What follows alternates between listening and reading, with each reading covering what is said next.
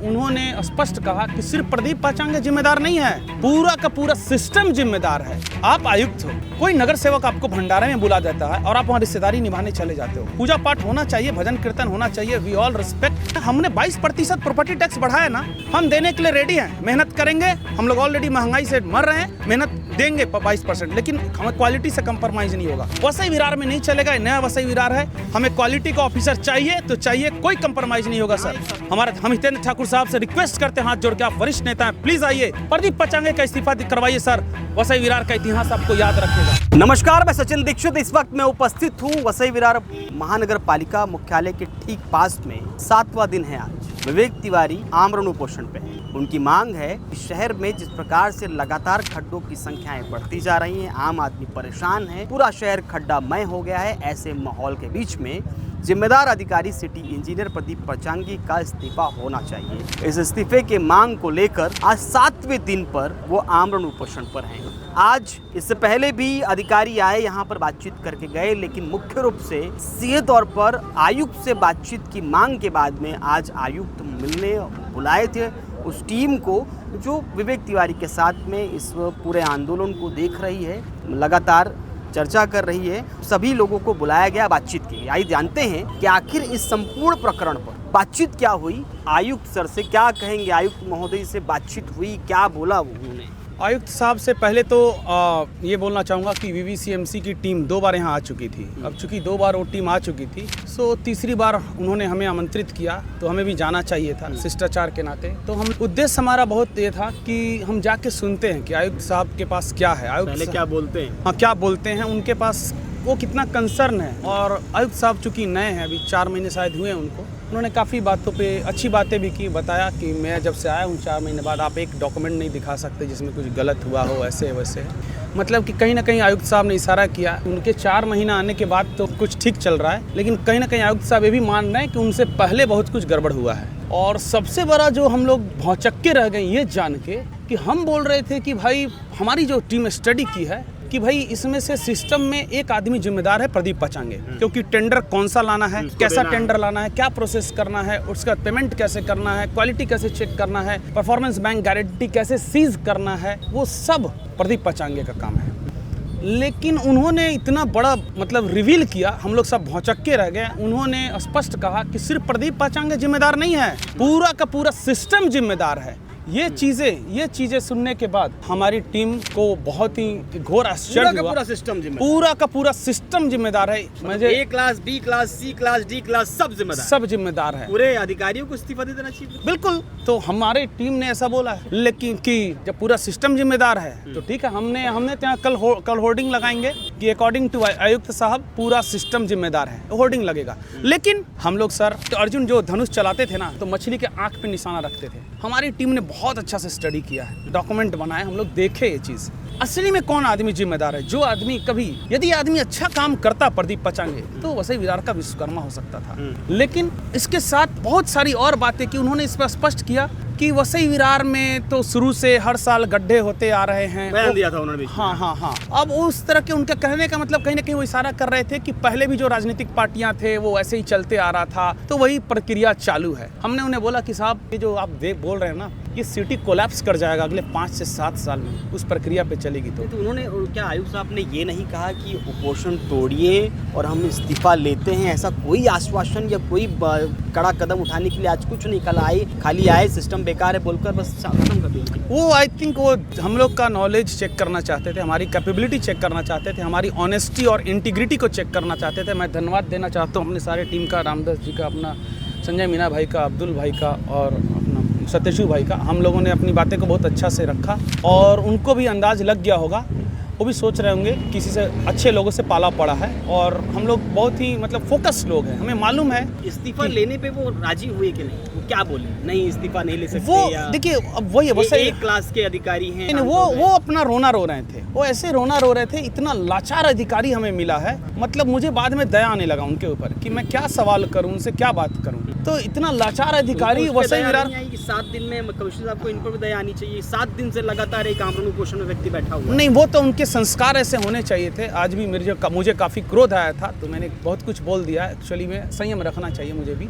तो उनके संस्कार शायद उनके माता पिताजी ने ऐसे नहीं दिए हैं कि वो यहीं से निकलते हैं साहब, यहीं से निकलते हैं, लेकिन उत्तर के पूछ नहीं सकते हैं। पूछ सकते हैं क्या hello Vikas, how are you, all okay, पूछ सकते हैं, लेकिन इतना भी इंसानियत नहीं है। भंडारे में कहीं वो खाते हुए पकड़े जाते हैं, ये गलत बात है सर। आप आयुक्त हो, कोई नगर सेवक आपको भंडारे में बुला देता है और आप वहाँ रिश्तेदारी निभाने चले जाते हो। पूजा पाठ होना चाहिए, भजन कीर्तन होना चाहिए, वी ऑल रिस्पेक्ट, है ना, इट्स ऑल ओके। बट आपके पास इतना टाइम, आप भंडारे में चले जाते हो, उतना देर में प्रदीप पचांगे ने फाइल में क्या कांड किया है, 2-4 बार उस टेंडर को आप चेक कर लीजिए ना सर। आप नए आए हो, हमने बोला हमें आपसे कोई शिकायत नहीं है, मगर वसई विरार ये नया वसई विरार है सर। यदि आप पुराने वसई विरार को समझ के चलते रहोगे कि कोई रिमोट कंट्रोल से चलाते रहेगा, जैसे प्रदीप पचांगे है और वही चलेगा, ये नया वसई विरार नहीं चलेगा। कोई पॉलिटिकल पार्टी पीछे बैठा हुआ, कोई भी बड़ा चेहरा हो, बड़ी पर्सनालिटी हो, अल्फा बीटा, हम दोनों पार्टी का नाम लेना चाहते, चाहे वो बीवीए का हो, बीजेपी का हो, रिमोट से यदि चलाना चाहेगा इस वसई विरार म्युनिसिपल कॉर्पोरेशन के, तो उनके बुरे दिन शुरू आ रहे हैं। वो कोई भी अधिकारी है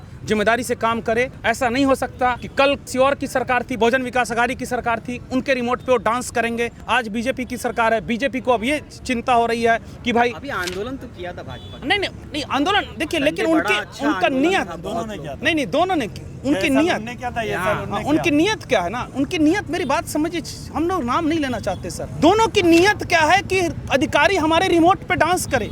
लेकिन सर हमारा क्या प्रॉब्लम है, हमने 22% प्रॉपर्टी टैक्स बढ़ाया ना, हम देने के लिए रेडी हैं, मेहनत करेंगे।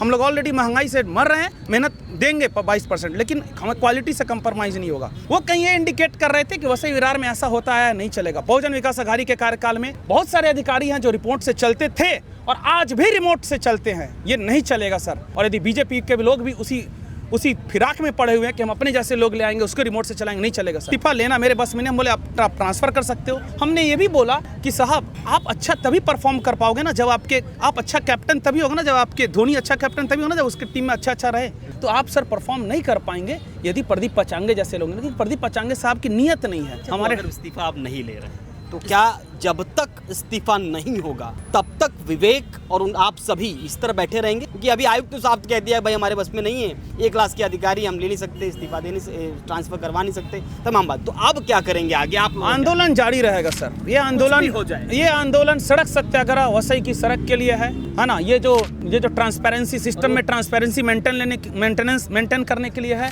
और अधिकारियों को बहुजन विकास अघाड़ी और भारतीय जनता पार्टी दोनों से दबाव मुक्त होने के लिए सर ऑफिसर को भी फ्री हैंड चाहिए। आप कोई भी ऑफिसर ले आइए और बाद में रिमोट से आप उसको डांस कराइएगा। मैं एक फोन करूंगा तो प्रोजेक्ट पास करो, मैं बोलूंगा तो फाइल पे साइन करो, ये नहीं चलेगा सर, ये बिल्कुल नहीं चलेगा। और मैं दोनों बहुजन विकास अघाड़ी और भारतीय जनता पार्टी के दोनों वरिष्ठ नेताओं से कहना चाहता हूं कि सर ये मंच कल भी गैर राजनीतिक था, आज भी गैर राजनीतिक है। आप जिस दिन आएंगे हम पूरे सम्मान के साथ आपका स्वागत करेंगे, लेकिन हमें प्रदीप पचांगे का इस्तीफा चाहिए साहब, क्योंकि हमारा धैर्य सर अब खत्म हो रहा है। हम हितेंद्र ठाकुर साहब से रिक्वेस्ट करते हैं हाथ जोड़ के, आप वरिष्ठ नेता हैं, प्लीज आइए, प्रदीप पचांगे का इस्तीफा करवाइए सर। वसई विरार का इतिहास आपको याद रखेगा। और कोई भी वरिष्ठ नेता, राजन नाइक साहब हो गए, कोई भी हो, आप लोग सभी के संबंध एकनाथ शिंदे साहब से बहुत अच्छे हैं। एक फोन में एकनाथ शिंदे साहब क्या बोलते हैं सर? एकनाथ शिंदे जी के एक जनप्रतिनिधि आए थे, उनके तरफ से उन्होंने कहा है कि 3 से 4 दिन के बाद एकनाथ शिंदे जी के तरफ से कुछ न कुछ एक्शन लिया जाएगा। और पहले 3 दिन था, फिर 4 दिन 5 दिन के बाद हो सकता है कि कुछ निर्णय अच्छा आ जाए और आपका यहाँ पे उठ जाए। तो इस तरह वसई विरार के साथ ये सौतेला व्यवहार नहीं चलेगा। वसई विरार की जो 30 लाख जनता है ना सर, हमारे पास भी राइट टू लाइफ है। हमें सुरक्षित जीवन जीना हमारा जन्मसिद्ध अधिकार है। 7 दिन से मेरा भाई उपोषण पे है। 7 दिन आप समझिए, 15 अगस्त से इन्होंने अन्न का त्याग कर दिया है। हमारा धैर्य सर टूट रहा है, हमारा धैर्य टूट रहा है। एकनाथ शिंदे साहब को डायलॉग याद आता है, देख लीजिएगा यूट्यूब में, मैं 2 पेन रखता हूँ और फटाफट प्रोजेक्ट करता हूँ। तो एकनाथ शिंदे साहब, दोनों पेन में से जो पेन आपको अच्छा लगता है, 3 दिन क्यों लग रहा है? हाँ, जो पेन अच्छा लगता है उससे फटाफट प्रदीप पचांगे को यहाँ से हटाइए। और आपको ऑप्शन भी देता हूँ एकनाथ शिंदे साहब, आप अपने प्यारी थाने महानगर पालिका में बुला लीजिए। आपका बच्चा जहाँ से विधायक बनता है या सांसद बनता है, कल्याण महानगर पालिका, वहाँ बुला लीजिए साहब। लेकिन प्रदीप पचांगे यदि आपको इतने पसंद है, वहाँ बुला लीजिए। वसई विरार में नहीं चलेगा, नया वसई विरार है, हमें क्वालिटी का ऑफिसर चाहिए तो चाहिए, कोई कंप्रोमाइज नहीं होगा यहाँ सर। एक सवाल ये है कि आखिर मंत्री जी ये कैसे कह सकते हैं कि भी 7 दिन तो आप भूखे प्यासे रहें, 3 दिन अभी और रही, फिर हम कुछ निर्णय लेंगे। ये बात खैर, नहीं है, आपने उनका मतलब गलत समझा। उनका कहने का ये मतलब था कि बातचीत आगे हुई है उनसे, कल सैटरडे संडे है, वो उनके तरफ से टाइम मांग रहे थे। उनको 3 दिन का टाइम चाहिए, गुलाब मंत्री जी जी को टाइम चाहिए। गुलाब चंद दुबे जी को टाइम चाहिए 3 दिन का। 3 दिन में वो एक ठोस जवाब हम तक ला देंगे। उस 3 दिन के लिए उनका अनशन उसके पहले तोड़ दे। उन्होंने 3 दिन अनशन तोड़ के 3 दिन का टाइम मांगा था। एक चीज थोड़ा सा हमने उनको क्लियर बोल दिया है, अनशन तभी टूटेगा कि काम पचांगे होगा। का इस्तीफा होगा। ठीक है, हम स्पष्ट करना चाहते हैं, यदि कोई भी राजनीतिक पार्टी ऐसा सोचे कि वो क्रेडिट लेना चाहता है और यदि प्रदीप पचांगे का इस्तीफा दे देगा, हम यहाँ नाम लेकर इंटरव्यू में बोलेंगे आपने सर बहुत अच्छा काम किया वसई विरार का भविष्य के लिए, खुल के क्रेडिट देंगे हम प्रदीप पचांगे को हटाए। कोई भी राजनीतिक दल हो सर, हमारा कोई ईगो नहीं है, हमारा शुरू से और आज तक यही है कि वसई विरार का कल्याण होना चाहिए, सर का भला होना चाहिए। क्रेडिट लेने वाले जो आकर लेके जिसको क्रेडिट लूटना है खुल के रवि भूषण उनकी जय जयकार करेगा, माइक पे करेगा सर, हमें कोई दिक्कत नहीं सर। क्या कहेंगे आप, जिस तरीके से हुआ है आज सब कुछ उस पर और जिस तरह से चल रहा है सब कुछ? कुपोषण का 7वां दिन है आज। यहाँ के आयुक्त जो IAS अधिकारी है उन्होंने चर्चा करने के लिए बुलाया हुआ था। चर्चा जो है वो चर्चा ये हुई कि अभी आज इस्तीफा नहीं लिया जाए। इस्तीफा नहीं ले सकता, मैं असहाय हूँ। यही संपूर्ण प्रक्रिया पर एक बात तो साफ है कि अभी विवेक को अभी और इंतज़ार करना पड़ेगा। अभी आमरण उपोषण उनका नहीं टूटा है। आज बातचीत के लिए वो आए थे, लेकिन आज गए थे डेलीगेशन बातचीत करने के लिए, उसका नतीजा कुछ भी नहीं आया। फिलहाल ये जंग जारी रहेगी, क्या कुछ कहेंगे? ये धरना जारी रहेगा। और कमिश्नर साहब से मैं खाली 3 ही सवाल पूछा, बोला साहब ऐसा है, उनके पास मेरे सवालों का जवाब नहीं था। ऐसा मतलब कैसा? मैंने उनको बोला संतोष भवन से लेकर सुपारा फाटा तक का जो पैच वर्क का काम 16 करोड़ में आपने निकाला था, वो काम क्यों रुक गया आधे उसमें? तो बोले कि वो काम नहीं कर रहे थे इसलिए उनका पेमेंट रोक दिए थे। तो बोला मुझे तो बिटकॉइन वाले ने बताया था कि कमिश्नर साहब ने खुद मना किया है, जवाब उनके पास जवाब ही नहीं था। तो जब उनको बोला कि आप जब वाकन पड़ा में सर्वे करने आए थे, आपको उनके हालातों को देख कर आपको तकलीफ नहीं होता? तो बोले उसका जिम्मेदार कौन है? स्लम बस्ती है। बोला स्लम बस्ती का जिम्मेदार आपके सामने बैठे हैं, दीपक सावंत। ऐसे ही बोला, तो उनके पास कोई जवाब नहीं था। मैं बोला खाली उनसे एक ही सवाल मेरा था, इस रोड का जिम्मेदार कौन है? इस जैसे हालातों के जिम्मेदार कौन है? चलता रहा, इस्तीफा नहीं लेंगे तो क्या लगता नहीं? देखो हम यहाँ बैठे हैं इस्तीफा लेने के लिए और इस्तीफा लेके रहेंगे। हमारा पूरा सैंक्शन तैयार है।